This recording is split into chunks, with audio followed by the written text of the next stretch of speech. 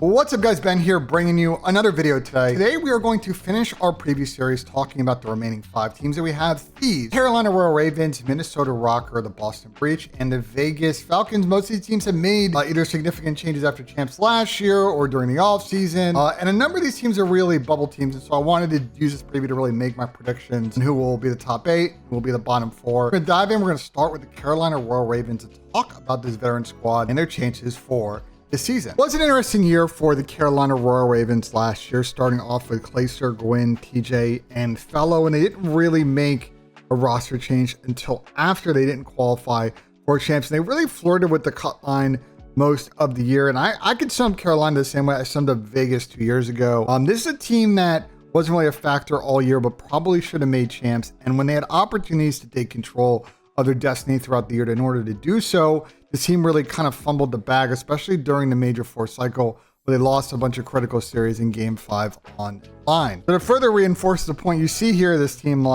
pretty much was floating around the 40 win percentage.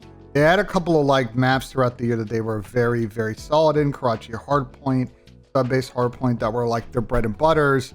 But they had a bunch of weak maps as well. And if I scroll over right here on the sheet, we scroll down and take a look here. If I can find it right there, you take a look at their wins by game, you see that this is a team that struggled to put teams away, and that 5-9 record in Game 5s ended up biting them in the butt again during the Major 4 cycle, when they had an opportunity to really try and qualify for champs, and they were unable to do so. And so as you can see here, they ended up bringing in Ben Beans for Clayster after they didn't qualify for champs, and they went to EWC and were able to get out of groups, but they lost that first group game, and so they finished top 8. And so here we are with the new Carolina roster, Gwynn and TJ sticking over from last year. I gotta say, TJ had probably one of his best, if not his best season, since he's been in the CDL since the start. And I think him keeping his spot over is a really good opportunity for him to continue to be that S&D playmaker, that solid kind of average level player in respawn, and really work around Gwynn, who has a lot of potential. I thought at times, dipped in and out of form in his rookie year, but if he takes a big step up this year paired with TJ, I really like this sub duo. The AR line has completely changed in this team, and there's probably one surprise you see here running an AR. Slasher's not a surprise. I mean, this guy's been a categorical main AR for a very long time. I know his Boston tenure wasn't great last year. I think there were a lot of institutional issues within that organization, but I think Austin could really thrive in this team, but there might be some issues, and we'll get to that in a bit. Reese Vivid will be running their second AR, and the way that this game plays and the way Reese's play style is, this might actually make sense in order to really get the best out of Reese, who's a really top tier slayer. He can definitely shoot back, but sometimes plays kind of out of pace to his team, plays too quick. And so I think pair with these players, I think the thought process here, if it clicks, could be really, really good. That being said, as good as this team would say be in Search and Destroy, I think the respawn game modes could be kind of interesting with this team. While there is a lot of experience, I could see this team really having struggled with sort of the pacing they want in Hardpoint, and very specifically Control. I look at this team and these players and their historical history in that game mode, and it's not great. The teams that they have all pretty much been on have been really struggled in that game mode for the most part. So unfortunately for Carolina, I kind of see a repeat of last year, where I think this team is going to struggle to put teams away, and is going to have to rely on really winning those Game 4 and Game 5s to try and close out series. All right, let's take a look at their schedule, and then I'll give you kind of my prediction for how I think they're going to fare this year. So they have a pretty favorable first week, Vegas and LAG. I think if you're Carolina, there's a real opportunity to start off 2-0 here. But then you move to Vegas, you move to Atlanta FaZe and Cloud9 second week. So I think 2-2 might be where this team falls, but I can see a 1-3 if they beat Vegas and lose to LAG, which I think is definitely possible. And then when they get back from the break, they have Boston, Vancouver, and Miami. So like a couple of teams we talked about yesterday, this team needs to take advantage of a weak Major 1 cycle where they only play Atlanta FaZe, don't play Thieves or Optic, and they got to be able to qualify for winners bracket and get off to a good start with the squad, because it doesn't get any easier after you get back. Listen to this split that they have coming in after game back from Madrid. Thieves, Toronto, Minnesota, Optic, first 4 real tough, Cloud9, Miami, Vegas. A lot of bubble teams. They play 2 of the top 3 teams as well. I think this team is going to really struggle to qualify for winners bracket at the Major 2 tournament. And then they're closing last 2 majors, LAG, Atlanta FaZe, Minnesota, Vancouver. Thieves, really tough. The top 3 teams and a lot of bubble teams. They could also really struggle with the schedule. And then the final schedule doesn't get any easier. Toronto, Boston, Optic, Minnesota, and Miami. Look, I think the MO for this Carolina team is pretty much the same as last year. They're not really going to be, I think, on paper, an upset threat to Thieves, Optic, FaZe.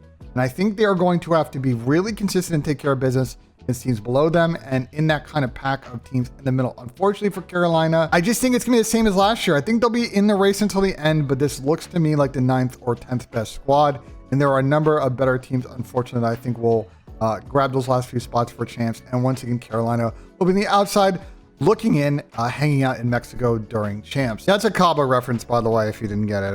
Cabo's in Mexico. Anyway, let's move on. We're going to talk about the Vegas Legion, the Falcons, Vegas Falcons, Vegas Legion, Vegas Falcons. Anyway, let's get into it. This was the Vegas Legion's results last year. Similar to Carolina, they were kind of floating about through most of the year and just missed out on qualifying for champs due to really fumbling the bag at a number of S&Ds on LAN, a number of online matches.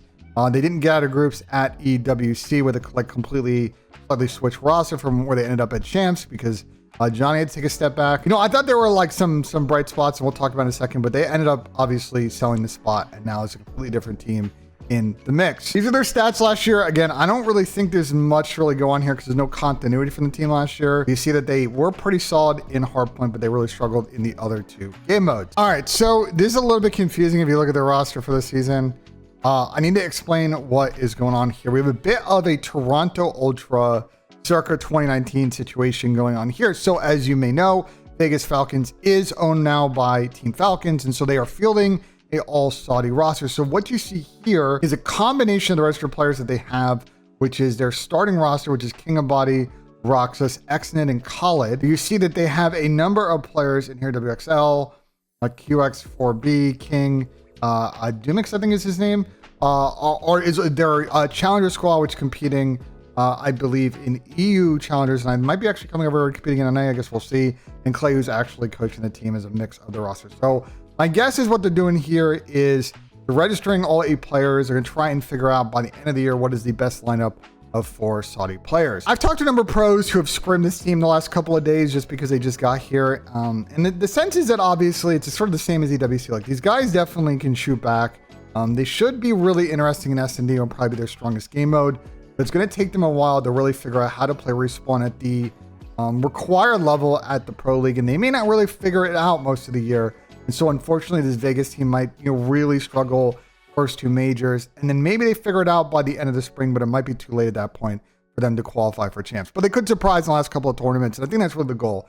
Make it deep in a weekend at Major 3 or Major 4 and really prove that there's some value here, a couple of players you can really build around for the future, because the schedule is for them is difficult because it's just hard for me to see what matchups they can really exploit. Carolina maybe could be an interesting one, as well as Miami. That first weekend, I'm very curious to see how Vegas plays, but they are going to get slammed after that. Toronto and FaZe, Optic next 3. So Toronto and FaZe before the break, Optic after they get back in the minor online tournaments. So it's been hard for them to see them, kind of get anywhere deep in that single limb tournament. Vancouver, LAG, I just don't see how they make winners bracket. And then moving on from there, they got Boston Thieves, Cloud9, New York, Minnesota ROKKR, Toronto, LAG, Carolina. So if there's any split where I think they can maybe get on a little bit of run, this Major 2-1 could be really interesting in February and March. But then they kind of have some difficult splits. Vancouver, Miami, Optic, Texas, Atlanta, FaZe, Boston, Breach. I just don't see how they go 3-2 with this one, to be honest. And then finally, Cloud9, Minnesota, Miami, Thieves, and FaZe. It's just, again, I don't see them upsetting the top 3 teams, and they're going to have to be clean against teams that are at the level or below. I just don't see it for this Vegas team. Again, I think the reasonable expectation is they will be last, but can they pull up to a tournament and get 8th? Can they pull up to a tournament and get 6th? Could they even surprise and get 4th? I think that is the goal, to try and make it past Friday afternoon at one of these LAN tournaments and make it to the weekend and start to really get an understanding of how that team plays under pressure. And I think for Clay and Luti, if they find 1 or 2 players to build around by the end of the year, I think that could be a solid success for them, because not many people are expecting a lot from this team this first year they're in the league. Now, let's move on to a team that a lot of people are expecting a lot of success from, and that is the LA Thieves. After Modern Warfare 2 and the top 8 at champs, that whole old championship winning squad got blown up. People went in different directions. Envoy to Toronto, Sam to retirement in the flank, Kenny to Optic, and Draza to Atlanta FaZe. And so they started with a whole new lineup of Afro, Cammy, Ghosty, and Angeles Thieves. They played really poorly. They got dead last of the first 2 tournaments. So they kept Dan, they kept Joe, and they brought in Nasty and Cramp. And they started to really build some momentum towards the end of the year. Got top 6 in Major 4, got 4th at Champs, and then not listed here because they played under 100 Thieves, but they got a runners-up, made it to the grand final at EWC. So going into the offseason, I was sitting here like, okay, well, maybe they'll run back a majority of the squad. Maybe like Kremper Nasty goes and they upgrade and they really build around the core that peaked at the end of the year. But, you know, with the situation at Cloud9, the situation at Toronto, it opened up an opportunity for Thieves to build a super team that compete with Optic Texas, compete with Atlanta FaZe, because as good as EWC went, you know, if you remember the finals, it really ended up kind of being a situation where after 3rd or 4th map, FaZe got into another gear and Thieves really couldn't match what FaZe was kind of putting out on the map at that point and got blown away in the last few maps. All right, so here is the roster. I don't know why Nade Shot's listed. Maybe Nade's technically their substitute, which would be weird, but anyway. They have built a tremendous super team here. Scrap and Envoy come over from Toronto. Dan Ghosty, obviously the only holdover from last year, and Hydra joins them from the old New York Subliners team. And this is just across the board a solid squad of 4 very talented players. 2 players in Scrap and Hydra, they're MVP candidates last year. Ghosty was probably consistently throughout the year Thieves' kind of best player. Once everybody else kind of kicked up at the end of the year, they kind of matched what he was doing through most of the year. And Envoy is really the role player, the glue guy on the squad. And this team will definitely improve on some of the stats you see he listed for Thieves last year, like below 500 win rate in respawn, but they were a good search team. I expect this Thieves team to be well into the 60s across most of these game modes. The game mode I have probably the most question about is search, but I think these guys will figure it out and be a contender in that game mode by the end of the year. It's just a question of, can they, have a deep map pool that I expect from Optic and FaZe. I think Thieves will be able to do that. Now, the only other thing for Thieves that I think they'll improve on this year, but again, just going to watch, is last year's Thieves team had trouble putting teams away in control. You see they were 3-6 in the game mode, and they had to win a lot of game 5s, 3-7 at stage 3, 4-6 at stage 4. And if I scroll down here, you're going to see how many times this team played 14 game 5s last year. They won 9 and lost 5, so they had a pretty good record. But as you see, like, they were pretty poor in game 4s. Again, with this talented squad, I expect them to have better numbers than this. But let's see if there's still this issue with this team about putting people away. Now, I just want to remark that I expect that Dan Ghosty, Hydra, and Scrap should be pretty consistent all year. Dylan Envoy is the big X factor on this team. He did not have a great year on Toronto last year. Control, he was fine in. Great game mode performance out of him. You see the search. You see the hard point stats.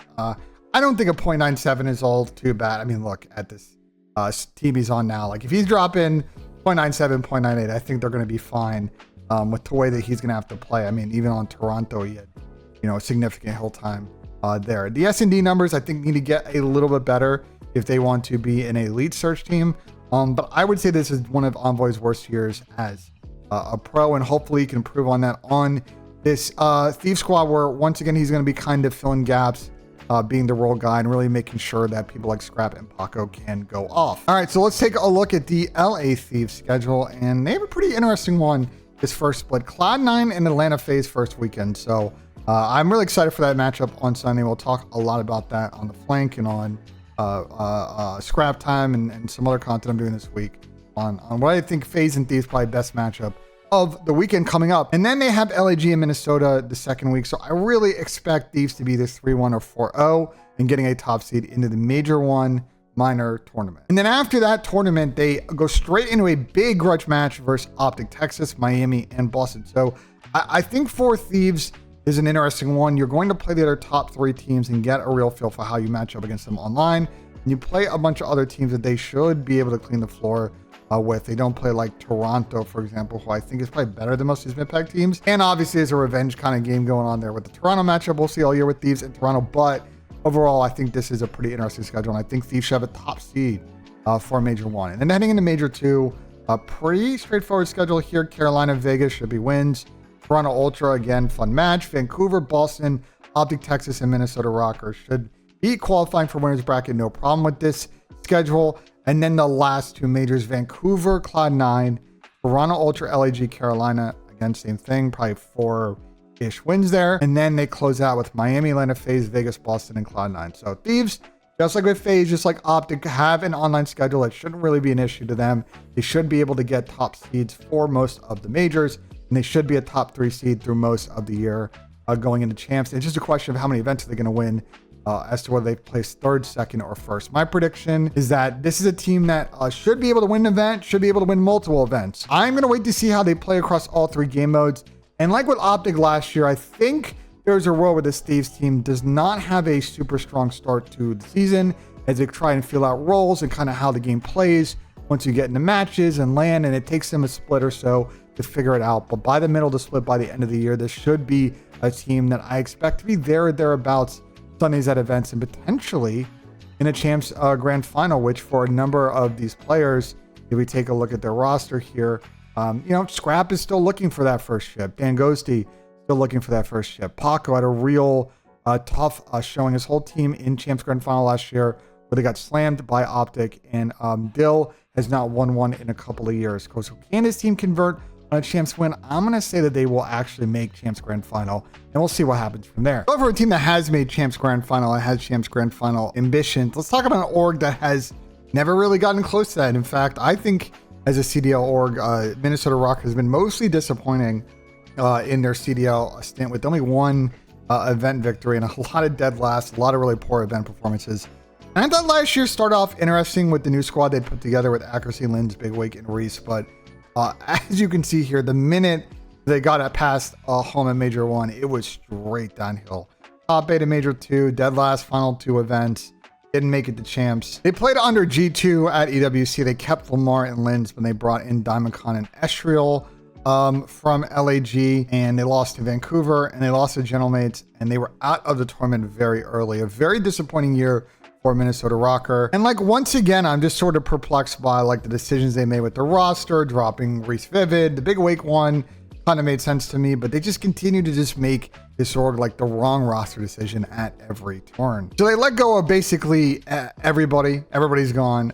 They kept Estriel. Is that a picture of Estriel? That's a picture of Real in Estriel's spot. I don't quite understand that. Anyway, Estriel coming over from LAG last year. Geo and Nero coming over from the Vegas Legion, and Paul X, who was kind of bouncing about in challengers last year, but played really good at the end of the year. Won challenger champs, will be holding down the AR line. And so they built kind of this squad of up and coming players, Nero sort of leading the line as with a little bit more experience. And there's sort of like, I think, a lot more sort of fun potential with the squad than last year. It's not really a veteran squad. It's not really a squad where I think there's a lot of ingrained leadership. So I'm a little bit worried about how this team kind of deals with losses and wins throughout the year. But there's a lot of slaying potential, and if they can really kind of execute a system that the coaching staff led by Looney can really lay out for them, I think this team could be really interesting amongst the mid-pack teams. Like, I think their ceiling is definitely potentially top 4 with the squad, but I also think that they could be really, really poor and be a bottom 4 team this year. So it's really a huge range of results available to the squad, which I hope is, performs better than Minnesota ROKKR last year, because you can see that they were pretty solid in S&D, but man, these respawn numbers are bad. And if I scroll through here and scroll down, you see like how it sort of fell apart throughout the year. They were already a sub 500 team. Even when they played pretty solid at stage 1, you saw that in a hardpoint, they went 8-10, but 6-5 in control. But after that, 5-11 in a hardpoint at stage 2, 3-10 at stage 3, 3-11 at stage 4, 1-7 in control at stage 4, 1-7 in control at stage 3. Like, these guys are just awful respawn once they made their roster change. So hopefully the same thing doesn't happen with Minnesota. Like, again, most of these bottom 9 teams will probably make roster changes, but will Minnesota nail it this year? Unlikely. They're unfortunately, their org history is they make roster changes, and it usually doesn't work out, except for Cold War, in which they brought in Standy, and they were able to win that insane Major 5 with the huge comeback in the finals. All right, so Minnesota's schedule for the season. Let's take a look and then kind of wrap up our thoughts. LAG, Boston, Cloud9 Thieves off the rip. I think LAG and Boston are very winnable games for this Minnesota team. I don't think they'll win both. Cloud9 also winnable. So there's a row where they go 3-0. There's also a row where they go 1-2.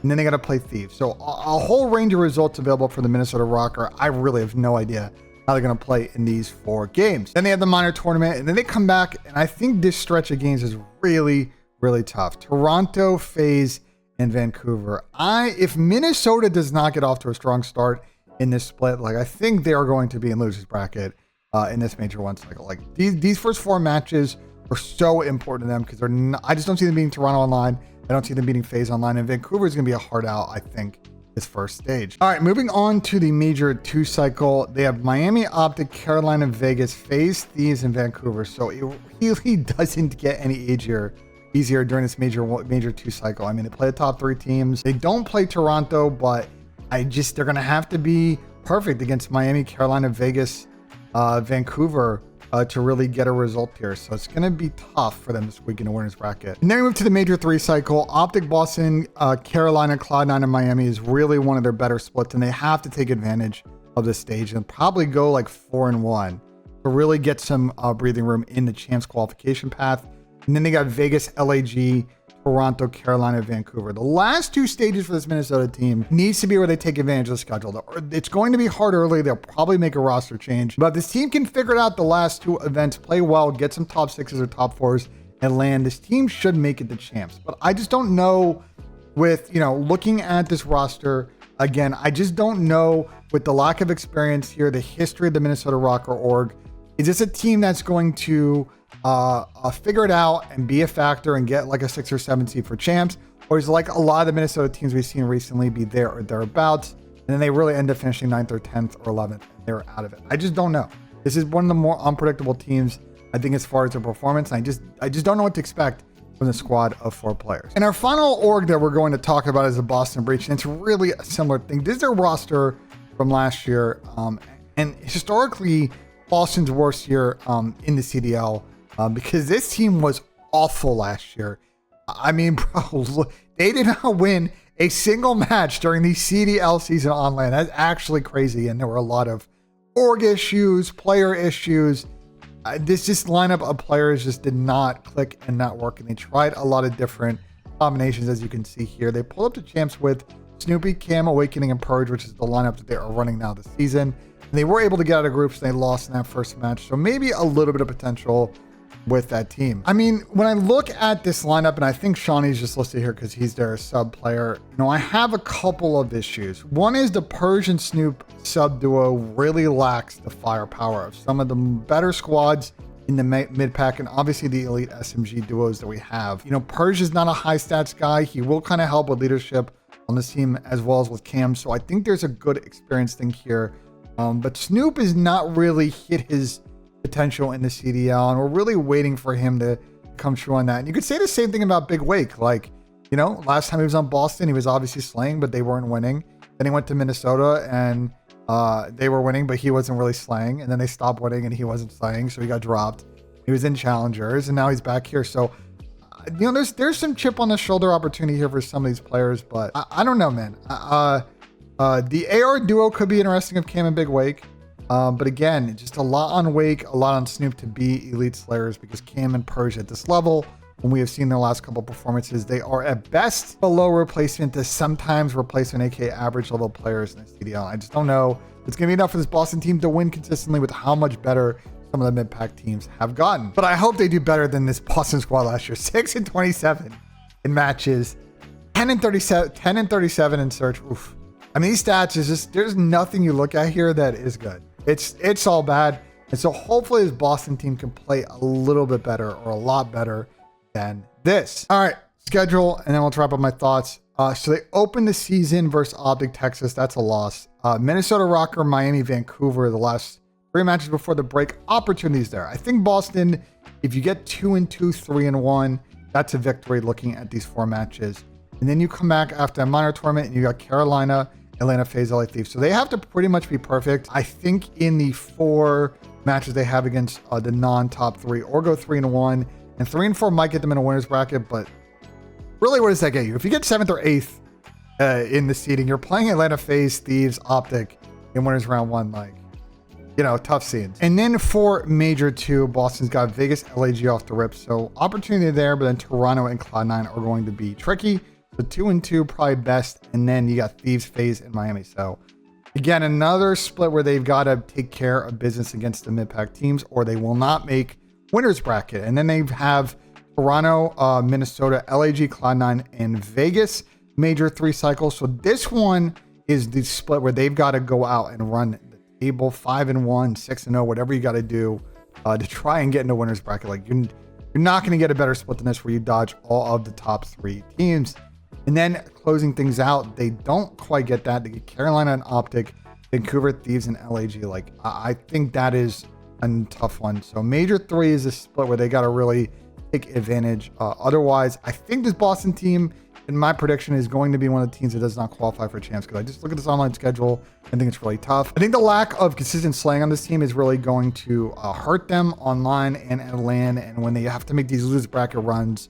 I just don't see it with the squad comp they have. And the Boston history of roster changes, their entire history in the CDL has been very poor. And I just think this is 10th or 11th team written all over it looking at the schedule and the squad. All right, so that's it. All 12 teams, based to kind of summarize predictions across all 3 videos. Thieves, Optic, FaZe. I think those teams are the ones winning event. I think Cloud9, Vancouver, Toronto are the 3 teams that I think have a real shot to be the 4th best team or maybe make it into a surprise final throughout the year. And then everybody else is kind of fighting for the remaining sort of scraps. I'm not really sure which of those teams are going to take spots 6, 7, 8 to qualify for champs. A lot of those teams have, decently high ceilings, but also very low floors. And it's going to come down to really that early form, mid-pack form that we'll see from them throughout the year. And we'll talk a lot on this channel, the podcast, etc. So let me know in the comments what you thought of the video. Like if you enjoyed, subscribe for more. And as always, guys, we'll see you on the next one.